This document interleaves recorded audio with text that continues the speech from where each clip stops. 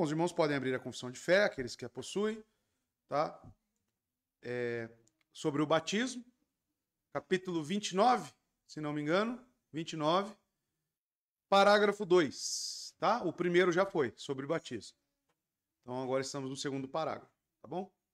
Primeiro parágrafo, os irmãos lembram que foi definido o que é o batismo, né? O que ele representa. Né? Quem lembra? O que representa o batismo? Morte, ressurreição, sinal de Perdão? Isso, ser um discípulo de Cristo, tá? Então, nós definimos o que significa o batismo, tá? Aquilo para nós é importantíssimo. E agora vamos falar um pouco sobre o sujeito do batismo, né? Quem são os sujeitos, os alvos? Quem deve ser batizado? Isso também é muito importante, tá? Então diz o parágrafo: aqueles que realmente professam o arrependimento para com Deus, fé e obediência ao nosso Senhor Jesus Cristo, são os únicos sujeitos apropriados desta ordenança, tá? Então, obediência ao nosso Senhor Jesus, fé e arrependimento, tá? Então, essas são as principais características daqueles que devem ser batizados, tá bom? Então, vamos dar sequência. Batismo, primeira coisa, é para penitentes. O que significa a palavra penitentes? Tá? É o contrário de impenitentes. É aqueles que possuem a característica de arrependimento, tá? Uma vida penitente é uma vida em arrependimento, tá? Aqueles que realmente professam arrependimento para com Deus, diz o parágrafo, são os únicos sujeitos apropriados desta ordenança. Este é um assunto central que divide os batistas reformados de muitos de seus outros irmãos reformados, tá? Curiosamente, não é tanto o significado do batismo, mas sim os destinatários. E, em menor grau, o modo apropriado de batismo que faz isso. Enquanto os pedobatistas reconhecem alegremente a necessidade de batizar novos crentes, sem antecedentes cristãos, após uma profissão de fé, eles afirmam claramente não só aqueles que realmente professam fé e obediência a Cristo, mas também os bebês de um ou ambos os pais crentes devem ser batizados, e apenas esses. Confissão de Westminster, capítulo 28, parágrafo 4º. Então, até mesmo em um julgo desigual, uma parte só, ela é crente, tá? Aí deve batizar a criança, também, segundo a Confissão de Westminster. Os batistas, no entanto, não podem concordar com isso, irmãos. Por quê? Não veem esta prática como bíblica. Tá bom? Não enxergamos isso como bíblica. E, como já foi demonstrado, o batismo é uma ordenança da nova aliança, correto? Aonde que surge o batismo? A palavra batismo, né? Na nova aliança, no Novo Testamento. Quando que é instituído, propriamente dito, para a igreja? Grande comissão. Cristo institui isso. E está enraizado na obediência ao mandamento de Cristo. Essas questões, juntamente com uma exposição adequada das passagens históricas relevantes, juntamente com o significado real do batismo em si, é a razão pela qual os batistas dizem: somente aqueles que realmente professam a fé em Cristo, tá? Ou têm uma profissão credível, são os destinatários adequados do batismo. Isso nós vamos discordar aí dos pedobatistas, tá? Tanto os independentes, congregacionalistas, né, católicos romanos, quem mais? E aí a lista é vasta, né, dos pedobatistas. Nós não cremos desta forma. Por quê? Apresentarei para os irmãos, né, a nossa visão quanto a isso. Primeira coisa, o significado do batismo já poderia responder muito claramente. O que ele representa? Tá? O que representa o batismo já elimina o batismo de crianças. Tá bom? Mas vamos analisar, né, os pontos que embasam a nossa posição. Primeiro ponto, profissão credível. O que é uma profissão credível, né? Deve ser perguntado primeiro, o que significa profissão credível? Duas características primárias devem estar presentes. A primeira é a compreensão do evangelho e a segunda é a capacidade de transmitir o testemunho de fé em Cristo. Você deve pegar o indivíduo e perguntar: Quem é Cristo para você? O que você crê acerca do Evangelho? Quem morreu pelos seus pecados? Explique a justificação somente pela fé. A pessoa tem que saber. Porque esses são pontos chaves de uma profissão credível. Em que é que esta pessoa professa acreditar? Engasgou a criança. Quem é Jesus para ela, né? Está a esperar e a confiar nas suas obras ou apenas em Cristo? É somente Cristo que salva para você? Já clamou a Ele com fé? Há indícios de uma nova vida em você? Novo nascimento? Fale sobre a sua conversão. Ah, um anjo um dia apareceu para mim. Né? Ah, não, meu pai era crente. Então a pessoa precisa ter uma profissão credível, responder essas perguntas. E tem novos desejos por Cristo, né? Claro. Uma ruptura com o pecado e um compromisso com a santidade. Como é que eu vou chegar para o Lourenço, por exemplo, para a Catarina e falar: qual é seu compromisso com a santidade, Catarina? É ilógico, é uma questão que acaba sendo cômica para nós, né? É de tamanha, né, ignorância isso, que não é aceitável para nós batistas. Justamente o que estamos analisando, veja, não estou analisando os pactos conforme a defesa que eles fazem, tá? Para o pedobatismo. Eu estou apenas citando o que significa o batismo, tá bom? E eu gostaria de acrescentar aqui, se o tempo me permite, né? Eu já volto aqui, mas eu vou ler para os irmãos, porque faz parte do nosso estudo, não pode ficar de fora, tá? Capítulo 25, né, da Confissão de Westminster, diz o seguinte sobre a igreja visível, né? O que define a igreja conforme a visão dos presbiterianos? A igreja visível, que também é católica, tá?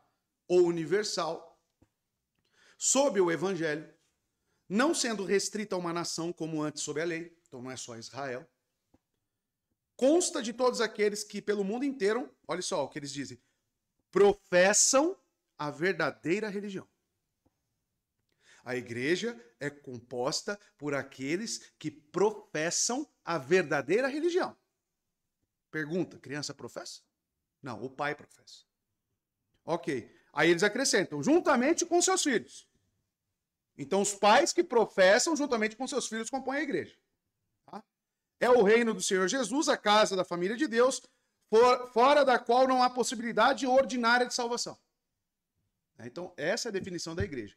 Porém, agora vamos analisar o que a confissão pedobatista diz sobre batismo. O que significa o batismo segundo a confissão pedobatista, confissão de Westminster.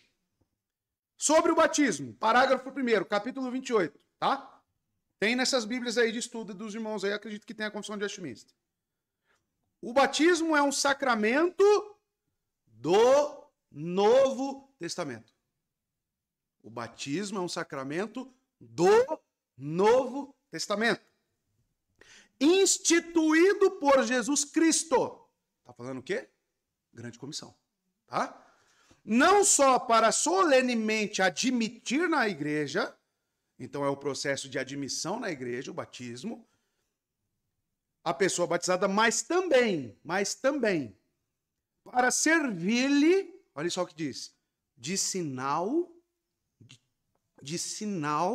e selo do pacto da graça.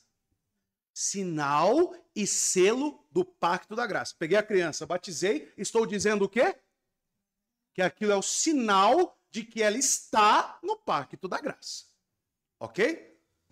Da sua união com Cristo, a criança está unida com Cristo, da regeneração, ou seja, é regenerada, da remissão dos pecados, ou seja, perdoada por Cristo, e também da sua consagração a Deus por Jesus Cristo, a fim de andar em novidade de vida. Então, eu estou afirmando que a criança vai andar como um discípulo até o final de sua vida. E os que se desviam? Como é que eu faço isso de uma maneira consciente, sabendo o que significa o batismo? E finaliza este sacramento, segundo a ordenança de Cristo, ordenação de Cristo, há de continuar em sua igreja até o fim do mundo. É semelhante com a nossa. E aí?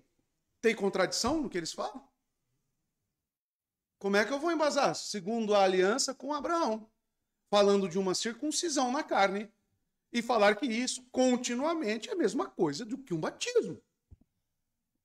Não tem cabimento. Pode falar, Fabi. A mesma coisa que eles estão fazendo que a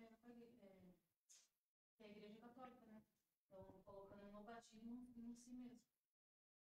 Seu irmão falou a mesma coisa pra gente, né? E você leu, né, algumas coisas sobre os pedobatistas, né? Então, eles irão argumentar em cima disso, irmãos. Né? Ou seja, se eu analisar, o problema não é falar que eles fazem parte, as crianças fazem parte da família da fé. O problema não é esse. O problema é falar para os pedobatistas, dizer professamente o que significa o batismo. E ao eles afirmarem o que é o batismo, você confrontar com a realidade do que está sendo feito. Pontos. Criança participa da ceia após batizar? Tem irmãos que vieram da presbiteriana? Não. Mas por quê? Se ele já recebeu o sinal, o selo de que ele está no pacto da graça. Ponto. Isso é um ponto. Correto? E uma crítica. Estou oferecendo uma crítica, realmente. Por quê? Precisamos distinguir bem isto. Porque a nossa confissão ela é oriunda dessas outras confissões. Então, por isso que eu estou aqui pontuando para que os irmãos entendam. Tá? Outra coisa. Eles dizem que é necessário haver uma confirmação posterior de quando essa pessoa entender e professar. Mas espera aí, ele diz que isso já estava embutido no batismo. Por que precisa de um período posterior? Isso se assemelha ao crisma da Igreja Católica Romana. Por isso não batizamos crianças. Tá? E a própria confissão pedobatista diz a mesma coisa que nós cremos. Tá? Sobre o batismo e o que ele representa. Tá? Então não é uma argumentação dos pactos. Vamos deixar isso de lado. O que significa o batismo? Ponto final, acabou a discussão. Tanto que eu conheço pastores, o pastor Renan é um deles, que estudou em colégio presbiteriano integral, entrava de manhã, saía à noite, tá? De segunda a sexta-feira, só ia final de semana para casa. E na própria turma, entre os próprios presbiterianos, as pessoas paravam neste ponto. Eles falavam que batismo é coisa secundária. Que batismo não é importante. Quando entrava no assunto de definir o que significa o batismo. Esse é o problema. Entenderam, irmãos? E aí nós continuamos, né? No segundo parágrafo. Sobre os sujeitos. Deixa eu achar aqui o documento agora. Que eu saí aqui para ler outra coisa, né? Achei. Estou voltando aqui já.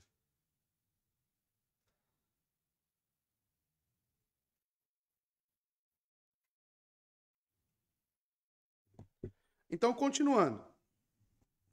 Profissão credível. E aí vem alguns textos que são importantes para nós. Colossenses 2, verso 11 a 12. E 1 Pedro 3, 21. Perceba, irmãos. 1 Colossenses. Nele também vocês foram circuncidados, não com uma circuncisão feita por mãos humanas, mas com a circuncisão feita por Cristo. Que é o quê? O que significa ser regenerado? Ele está falando de regeneração.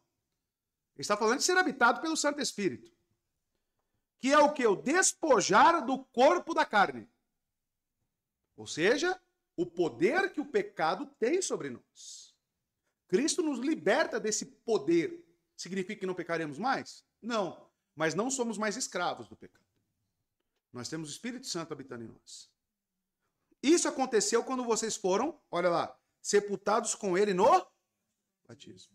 O que significa o batismo, então? Um despojar, né, do corpo da carne. Bíblia. Criança. Aí você batiza a criança. Existe o despojar do corpo da carne? Evidências bíblicas. E com ele foram ressuscitados mediante a fé no poder de Deus que o ressuscitou dentre os mortos. Mediante a fé. Criança, professe a fé. Tem fé? Mediante a fé. Novo Testamento, irmãos. 1 Pedro. E isso é representado pelo batismo, que agora também salva vocês. Não a remoção da sujeira do corpo. Não a remoção da sujeira do corpo. Mas o compromisso, olha como Pedro coloca. Está falando de batismo aqui também. Mas o compromisso de uma boa consciência diante de Deus. Por meio da ressurreição de Jesus Cristo. Pegar o Lorenzo e falar, Lorenzo, qual é a sua consciência, né? Perante Deus. Você se sente culpado perante Deus? Não tem sentido. Tá? Então, segundo ponto. Então, primeira coisa, né? Sujeitos do batismo, profissão de fé credível, né? Tem que ter um credo, né? Por isso somos credo-batistas, tá? Tem que existir a fé, tem que existir arrependimento. Aí, o segundo ponto, tem que ser discípulo. Vamos ver isso? Por que batizar apenas os de profissão credível? A primeira razão é que Jesus ordenou que os discípulos fossem batizados. Se o batismo é uma ordenança do Novo Testamento, e se Jesus é o fundador do batismo, então temos de olhar para o quê? Para o Antigo Testamento? Se Jesus é quem ordena o batismo, eu tenho que olhar para quais textos? Do Novo, quando ele ordena, principalmente quando ele ordena. E o que ele diz na ordenação? Tá? Esse é o principal ponto. E ao longo de seu ministério, né, olhar para suas palavras e ordens relativamente a quem batizar. E ao longo do seu ministério, Jesus definiu o que é um discípulo. Tá? Porque Mateus 28 vai dizer o quê? Ide, né, por todo mundo, fazei o quê? Opa! Discípulos, e qual que é a continuação do texto? O que vem antes do batizar? Antes do batizar vem o quê? Fazer discípulo. O que é isso? O que significa isso? Aí a criança, bebezinha, é discípulo? Antes de batizar, exegese. Você fazer uma exegese, em Mateus 28, o primeiro ponto é ser discípulo. Cristo coloca isso não porque ele estava jogando palavras ao ar. Ele está colocando o que a igreja deve fazer. Primeira coisa, fazer discípulo. Após ser discípulo, batizar. Tá? Batizar. Então, amados, Jesus definiu quem são os discípulos no Novo Testamento, nos evangelhos. Ele bateu nessa tecla. Quem são seus verdadeiros seguidores? Opa, então nós temos que olhar para isso. Primeiro ponto, então, para a sua lição de casa, definir, pegar um caderninho, pegar todos os textos do Evangelho e do Novo Testamento e definir o que é um discípulo. Você precisa ir nas Escrituras, toda vez que aparece a palavra discípulo, aí você tem que falar características. Essa. Aí você pega uma criança, em quais que ela enquadra? Nenhuma. Vou batizar? Não vou batizar. Então, amados, ele define, por exemplo, em Mateus capítulo 10. São aqueles que calculam o custo das perdas em comparação ao seu amor por ele. Né? Lucas 14, 27. Discípulos são aqueles que negaram a si mesmos. Mateus 10, 38. Tá? Mas evangelismo e discipulado vêm em primeiro lugar. O rei não deu uma comissão para batizar aqueles que não são discípulos. Tá bom? Em vez disso, devemos pregar o evangelho às nações, ensinar a todos que se tornam discípulos, que devem tomar a sua cruz sobre si mesmos, seguir ao Senhor Jesus. Ser discípulo é sinônimo de você tem que amar a Cristo mais do que seu pai, mais do que seu marido, do que sua esposa, do que seus filhos. Ser discípulo de Cristo é você abdicar da sua vida para servi-lo. É você ser grato a Ele. Ser discípulo é amar mais a Cristo do que as coisas deste mundo. Como é que eu vou fazer isso com uma criança? Tá? É sobre isso que nós temos que focar o entendimento do credo ao batismo. Tá? Discípulo, discipulado. Então, amados, veja, A segunda razão é que vemos um padrão no Novo Testamento, tá? Especialmente no livro de Atos, que eu vou trazer para os irmãos. No livro de Atos, a fé precede sempre o batismo. Tem uma métrica em Atos. Aqueles que creram foram batizados. E você vê que isso se repete várias e várias e várias vezes em Atos. E você não tem menção de um batismo sem esse credo, sem a profissão de fé. Tá? Como eu mostrarei para os irmãos, tá? Então a consideração final para batizar alguém com uma profissão de fé credível deve ser vista na essência do próprio batismo. Benjamin Kitt vai dizer o seguinte, pode passar ali? Deve haver ensinamento, diz Benjamin Kitt. Eles devem ser primeiro ensinados. Quem? Os candidatos ao batismo. Ou feitos discípulos, pois a palavra mateteuo, que é a palavra discípulo no grego, como é bem conhecido e confessado por todos, significa para discipular ou fazer discípulos e em seguida batizá-los. E isso também encontramos foi sua própria prática, primeiro para fazer discípulos e depois para batizá-los, né?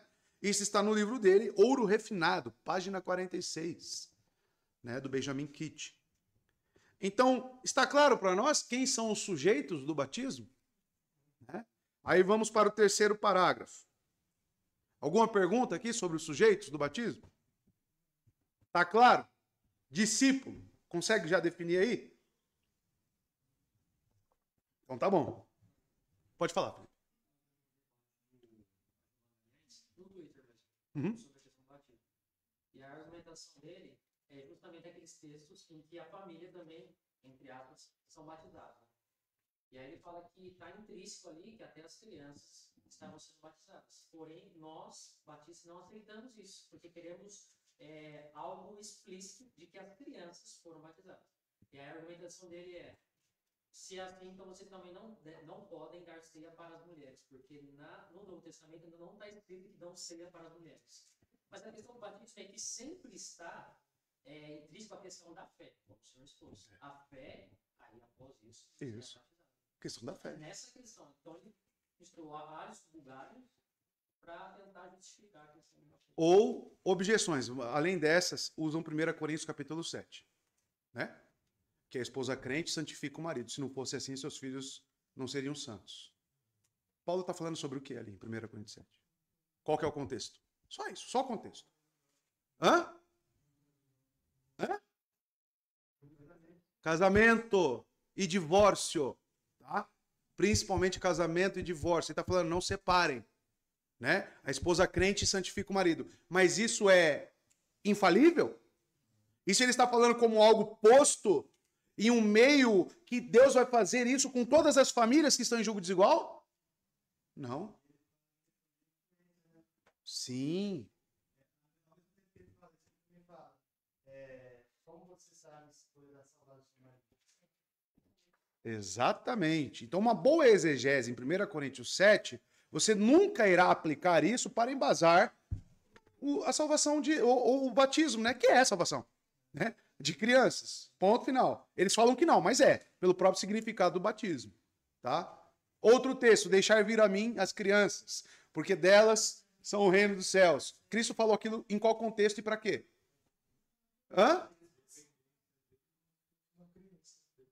Exato, porque os fariseus e os judeus recusavam a sua mensagem.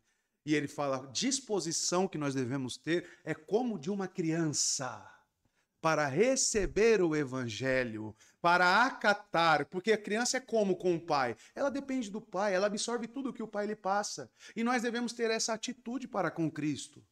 É nesse sentido. Ele não embasou ali que todas as crianças são salvas.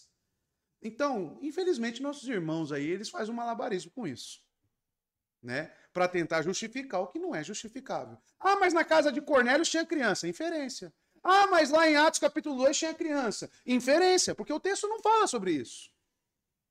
É inferência. Agora, o que eu estou dando para os irmãos texto aqui quanto a crer antes de ser batizado é inferência ou é estar no texto?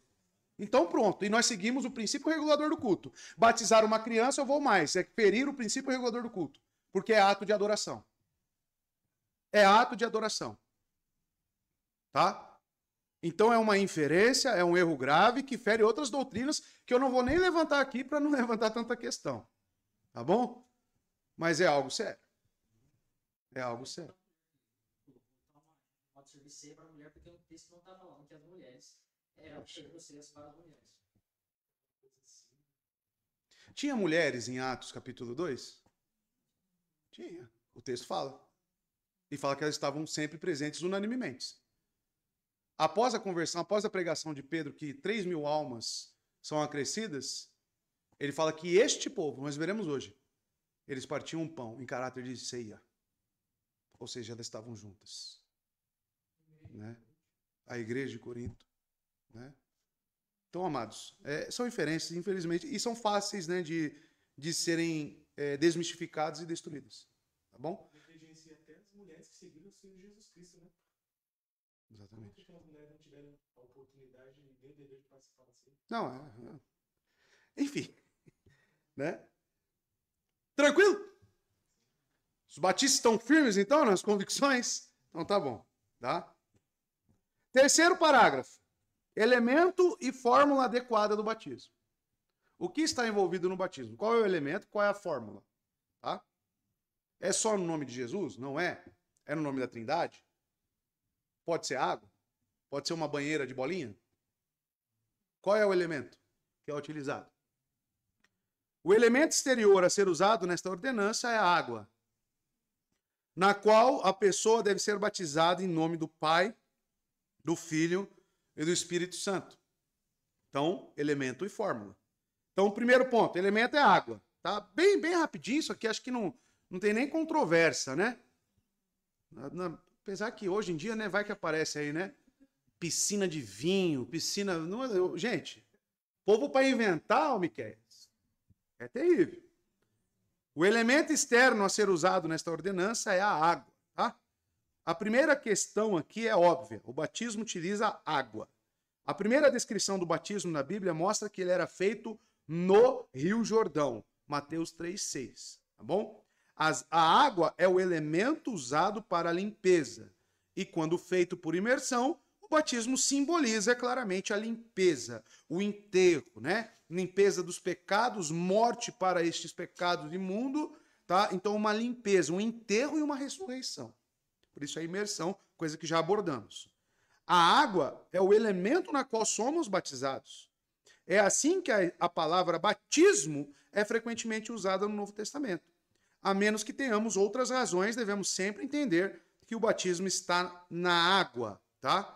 Este é o elemento usual na qual uma pessoa ou uma coisa foi mergulhada.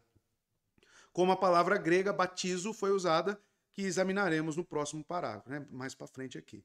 Aí tem os textos, Mateus 3,16, né? O próprio batismo de Jesus, que é significativo para nós, e Atos capítulo 8, que é o batismo do eunuco, tá bom? Nem coloquei Atos 10 aqui, porque é um assunto bem breve, né? O batismo de Jesus em Mateus 3,16. Assim que Jesus foi batizado, ele saiu da água, né? Atos 8. Assim deu ordens para parar a carruagem, Filipe, né, e o eunuco, nessa passagem. Então, Filipe e o eunuco desceram a água, tá? Então, o elemento é água.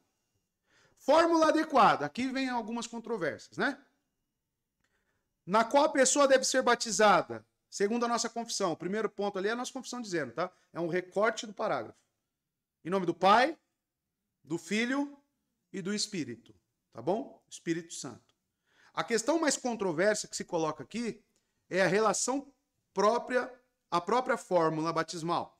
A ordem de Jesus é para batizar os discípulos em nome do Pai, do Filho e do Espírito Santo, correto? Grande comissão. Ele diz isso explicitamente. Esta é a fórmula trinitária para o batismo. E mostra que a união expressa no batismo é com o Pai e o Espírito, bem como com o Filho. O Pai planejou nossa salvação, o Filho realizou a nossa salvação e o Espírito Santo aplicou em nós. Por isso que o batismo é em nome, né, da Trindade. Então, quando somos salvos, estamos em união com a divindade. E o nosso batismo celebra e representa este fato. No entanto, há uma controvérsia que surge no fato de Pedro né, a sua audiência, pregado semana passada, ele diz, e sejam batizados em nome da Trindade, ele fala? Por que ele fala só Jesus? Né? Este é o ponto. Acho que eu até abordei e falei para os irmãos, né? O porquê que isso é falado. Então, veremos, John Gill, por exemplo, depois os irmãos podem ler aquilo, né? Ele diz sobre este texto, né? Em nome de Jesus Cristo, lá em Atos, capítulo 2, que Pedro fala, né, sejam batizados em nome de Jesus Cristo. Não é com exclusão, diz John Gill, e exemplifica para nós. Não está excluindo o Pai e o Espírito, em cujo nome também está a ordenança, que deve ser administrada. Mas o nome de Jesus Cristo é particularmente mencionado por causa desses judeus que antes haviam rejeitado e negado como o Messias. O público que Pedro está pregando são os judeus, justamente os que haviam negado ele como Messias, como Filho de Deus. Tanto que ele cita Joel, tanto que ele cita Salmo 16, exemplificando para judeus que eles negaram aquilo que eles mesmos receberam como promessa. Então a ênfase, o foco de Pedro ali é falar, este é o Filho de Deus. Esse é o enviado. E que trouxe para nós o que vocês estão vendo e ouvindo agora é o Espírito Santo. Então, a Trindade está presente ali na apresentação, na pregação de Pedro. Tá? Então, amados, por causa desses judeus, e que antes haviam rejeitado e negado como Messias, mas agora, mediante seu arrependimento e fé, eles devem ser batizados em seu nome, por sua autoridade, de acordo com sua ordem, professando sua fé nele e dedicando-se a ele e invocando o seu nome. E quando eles perguntam, e agora, o que será de nós? O que Pedro fala? Arrependam-se, creiam. Pedro exige, então, o credo batismo. Tá?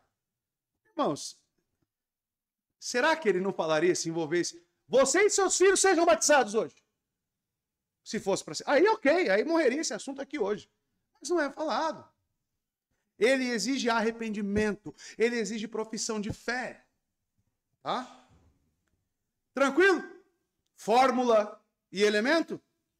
Né? Tranquilo? Tem alguma dúvida? Aí vamos para o quarto parágrafo. Quarto parágrafo. O modo apropriado do batismo. Tá? Diz o parágrafo, imergir ou mergulhar a pessoa em água é necessário para a apropriada administração desta ordenança, tá? Aqui é importante. Eu posso só jogar aguinha? Eu posso pegar o copinho com água e jogar na cabeça? Qual que é, né, o modo apropriado para o batismo? Isso é importante nós observarmos. Primeiro ponto que a nossa confissão diz que o modo apropriado é a imersão. Tá? Por que imersão, pastor André? Vamos lá. A imersão ao mergulhar a pessoa na água é necessária para a devida administração desta ordenança. Tá? Só um pequeno parênteses. Chega aqui um irmão que viveu a vida inteira, né, passou a vida inteira na presbiteriana e foi batizado quando criança. Né, mas é um crente professo. Né, um crente piedoso e quer ser membro aqui. Pergunta aos irmãos. Devemos administrar o batismo dele? Hã? Por quê? Por quê? Porque nós somos batistas, irmãos. E enxergamos à luz da Bíblia que não ocorreu o batismo com ele. Ocorreu qualquer outra coisa, mas não o batismo. Não o batismo bíblico. Tá? Então, o modo, a forma, tudo, né, deve ser administrado corretamente. Tá bom? Então, veja. Essa declaração está em resposta direta a Westminster e Savoy. Então, mais um ponto de divergência. Tá? Ser por imersão ou não ser por imersão. Nesses documentos, lemos, mergulhar a pessoa na água não é necessário, mas o batismo é corretamente administrado, derramando ou aspergindo água sobre a pessoa. Tá? Por que a diferença? E isso é realmente importante? Pensamos que se pode argumentar que esta é a questão menos importante, né? Que se diz respeito ao batismo. Quem e por que é que uma pessoa é batizada, juntamente com o significado da ordenança. É a nossa principal preocupação. E logo a nossa resposta. O que representa o batismo? Então veja que o significado do primeiro parágrafo justifica nosso imersionismo. O que ele representa, ele é um sinal do quê? De sepultamento, correto? Então logo, claro, tem que representar isso. Esta é a visão que nós temos. Então há alturas que, no próprio ato do batismo, né, uma parte do corpo não pode ficar submersa, ou a mão, né, ou a cabeça não entra inteira. Uma imersão completa pode não ser possível no caso de uma pessoa, por exemplo, inválida ou idosa numa cama. Ou no hospital, alguém que vem à conversão no hospital. E o médico fala, não pode sair daí. Tem que ficar aí. Né? Mas a pessoa fala, não, mas eu quero batizar. E aí, como resolver? Né? Sendo que a gente tem essa visão aqui. Né? Então veja, amados. Os escritores responsáveis pela Didaquê, os irmãos já ouviram falar? Didaquê? Didaquê é um pequeno catecismo, tá? Que a igreja primitiva, a era apostólica, redigiu. E lá eles falam sobre batismo, falam sobre ceia. É interessante, tá? A Didaquê, que é um documento da igreja primitiva, datado no 1º século, que descreve a vida e a prática da igreja, permitiam derramamento, tá? Permitiam jogar a água, mas se não houvesse água viva ou corrente. A prescrição, a primeira prescrição era que seja com água corrente, ou seja, imersionismo mesmo, tá? Se não tiver a Didaquê, aí eles falam que pode ser administrado de outras formas. No entanto, nós afirmamos como batistas a necessidade da imersão com base em 3 realidades primárias. Primeiro, tá? Significado da palavra batismo. A primeira é o significado claro da palavra batizo no grego. O que significa a palavra batizo? Justamente mergulhar repetidamente, imergir, submergir, né? Esse é o significado da palavra. Utilizado inclusive para embarcações afundadas. É esta palavra, tá? No grego. Então veja, nós que mantemos a doutrina bíblica da inspiração, afirmamos que as suas próprias palavras das Escrituras e todas as palavras da Escritura são inspiradas por Deus. Professamos isso ou não? A forma como o autor escreveu e a palavra que ele escolheu é importante para nós? Sim ou não? E quando ele quer falar de batismo, ele usa qual palavra? Pode consultar. Todas as vezes que aparece no Novo Testamento a palavra batizo, é esta palavrinha aqui. De imersão, de mergulhar. Então, veja. A questão da aspersão, tá? Há palavras na língua grega que significam aspersão ou derramamento. Estas palavras não são utilizadas em associação com o batismo cristão. Tem outras palavras que significam aspersão e outras palavras que significam derramar uma canequinha de água, tá? Ou derramamento. Batismo é uma palavra única. Ela é usual apenas para essa definição. Entende? Ela é bem categórica. Ela restringe, ela define muito bem o que significa o batismo. Imersão. Biblicamente falando, aos irmãos. Então, amados, veja, a palavra da qual obtemos a nossa palavra inglesa, chuva, é que nós vemos a palavra aí, aspergir, né? Chuva em inglês é rain. Então tem alguma associação na palavra grega, não coloquei aqui, né? Porque não é o caso, mas se os irmãos quiserem pesquisar, a palavra aspersão, ela tem uma ligação com a palavra grega rain, né? Então veja, são outras palavras, é outra definição. Se Lucas quisesse assimilar ou associar batismo com aspersão, quando ele falava do batismo, ele ia utilizar a palavra aí associada a rain. E não utilizou. Ele utilizou uma palavra específica, tá? E isso é importante para nós? Muito. A definição clara em qualquer léxico ou dicionário grego mostrará que a palavra dada pelo Espírito, através dos escritores das Escrituras, carrega o significado de mergulhar ou imergir, mesmo quando a palavra é usada metaforicamente, em Lucas 12:50, por exemplo.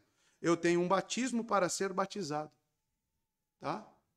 Até quando Cristo fala metaforicamente sobre a crucificação que ele enfrentaria, Lucas coloca a palavra de mergulhar. Por quê? Esse batismo que ele passaria seria um batismo completo, né? Era como realmente estiver mergulhando em fazer a vontade de Deus, entregando a sua vida por completo. Mesmo metaforicamente, a palavra é mergulhar, tá? E, segundo ponto, né, constatações reais. Veja, o segundo argumento para a imersão é encontrado no que podemos determinar a partir dos batismos reais, né, realizados no Novo Testamento. Embora menos conclusivo do que o primeiro argumento, encontramos registrado em Mateus 3,16 que Jesus saiu das águas. Peraí, como é que eu saio das águas, sendo que pegaram uma canequinha e jogou na cabeça? Eu não saio de lugar nenhum, né? E já lemos esse texto, por isso que eu não vou colocar nem mais para frente aqui. O mesmo tipo de linguagem é usado em Atos 8, lá em Filipe e Eunuco. Saíram da água. Essa é a forma imersionista, e por que nós realizamos por imersão e não por aspersão, e não por derramamento, né, com uma canequinha que seja, tá? Porque não enxergamos este o modo correto, tá bom? O argumento final é o do significado, especialmente o significado simbólico da purificação e da ressurreição. O mergulho do corpo na água mostra corretamente a natureza da provisão do sangue purificador de Jesus, e o corpo que sai das águas é uma imagem vívida da ressurreição do crente em Cristo. Então, por isso, imersão. Tá? Pelo significado, pela palavra encontrada, né, para batismo, e também as evidências bíblicas onde Cristo sai da água, o eunuco sai da água. Tá? Então, a forma correta, o modo apropriado é o imersionismo, tá bom? E acabou, né? A conclusão lá tá... Depois eu tirei, mas acabou ficando aqui. Então, foi passado para os irmãos 3 parágrafos hoje sobre batismo. Recapitulando. Então, o segundo parágrafo. Quem são os sujeitos do batismo, irmãos? Quem é o alvo? Discípulos, crentes professos, né? Por quê? Por quê? Hã? O que eu falei para os irmãos? Que temos que olhar. Isso, em Mateus 28. Temos que olhar para isso. Aonde que ele foi instituído. E o que ele diz antes de batismo? Discípulo, ser discípulo. Tá bom? Não se esqueçam disso. Quem são os alvos do batismo? Tá bom? E depois, aí o terceiro parágrafo, elemento e fórmula. Não. Qual que é a fórmula batismal, irmãos? Trindade. Essa é a prova fosse hoje, hein? Prova oral, hein? O povo tava na roça. Quarto parágrafo. E qual é o modo? Por quê? Eu dei 3 motivos. Não, eu dei 3 motivos. Quais são os 3? Sepultamento é o quê? Significado. O próprio significado. Hã? Significado da palavra, que significa o quê? Qual é a palavra? Baptizo. Tá? Exatamente. É utilizada essa palavra para aspersão na Bíblia? Não. Exato. Vem de rain, palavra grega. Lembrou? E o terceiro? Terceiro ponto que embasamos que é por imersão? Quais? Cite uma. Filipe Eunuco. Pronto. É isso. Certo? Essas são as nossas principais argumentações. Tá? Por isso que nós temos o batismo característico, né? Que difere muito dos pedobatistas. Tá? Hoje você chegar lá adulto, imagina eu desse tamanho lá, né? Chego lá, vou batizar. Vem o camarada, o pastor vai vir com a canequinha na minha cabeça. E fica com um paninho aqui, para não molhar a roupa ainda. Né? E vem e joga água. Você já viu? Já viu, né? Fala, Ju. Mas assim, eu fui batizada na igreja batista. Uhum. E aí, se fosse para presbiteriano, eles iam batizar de novo. Não, não, aí não. Aí não. Não ia fazer isso, não. Não. Mas se tiver uma criança, ele vai. Por quê? Porque eles não se apegam muito nessa questão do batismo. É uma coisa secundária para eles. Para nós, não. Né? Hã? Porque faz parte da família da fé para eles. Né? Eles vão... Você só é poder batizar também. Sim, é. Quando colocaram o Fábio, a Ana Paula na parede lá. E aí, vai ter que batizar, né, Fábio? Né? Aí o Fábio falou, se eu não batizar meus filhos, eu posso continuar aqui? Aí te responderam o quê? Falou que não. Então já ficou mais importante o batismo. Opa, aí já exatamente. Aí não é tão secundário assim, né? Por isso que eles brincam, né? Quando vai algum presbiteriano pregar numa igreja batista, que pode ocorrer, né? São nossos irmãos, mas aí esconde as crianças dele, eles falam, né? Esconde as crianças, né? Mas ocorre isso, tá? Certo, irmãos? Mais alguma dúvida? Comentários? Perguntas? Ficou claro para os irmãos? Tranquilo? Então, mais um motivo aí porque somos batistas, né? Tá bom, irmãos? Isso é a prática confessional desde lá do século 17, tá? Não sei mais para frente no livro, não sei, alguém já acabou de ler o livro? Já leram tudo? Não? Estamos falando sobre adoração e culto, né? Talvez toque nas ordenanças, né? Provavelmente. E vai falar qual foi a prática deles quanto a isso, né? Se eles rebatizavam, não rebatizavam, né? Que não é rebatismo, né? Na verdade, não consideram aquilo como a prescrição bíblica. E é uma incoerência, né? Se os reformados seguem o princípio regulador do culto, eu não tenho esse preceito desta forma de batismo. Então, logo, se eu pratico algo que não é prescrito na palavra, é o quê? É quebra. Quebra do princípio regulador do culto. Então, eu estou inventando, né? É invenção e é proibido na própria confissão. Qualquer tipo de invenção. Tá? Olha isso. Mas nem vou puxar mais, né? Dá para ir puxando essa fieira aí, né? E essa cordinha e nós vamos chegar em muitos assuntos, hein? Né? Então é o que eu digo aos irmãos. Uma doutrina pode trazer desequilíbrio para outras? Mas a gente deve fazer... Se teve desequilíbrio, e aí? Não, tá tudo certo. Só não toca nesse assunto. É assim que nós agimos? Uma doutrina não pode trazer desequilíbrio, irmãos. Deve existir equilíbrios entre as doutrinas. Se tem desequilíbrio é porque tem um entendimento errado da nossa parte quanto àquela doutrina. Tá? Porque a Bíblia não se contradiz. A Bíblia é perfeita, totalmente inspirada. Tá? Não podemos ler um texto e falar, não, isso aqui contradiz isso aqui. Não, o erro está em nós, no nosso entendimento quanto a isso. Tá bom? Deve existir harmonia. Tá? Deus abençoe os irmãos.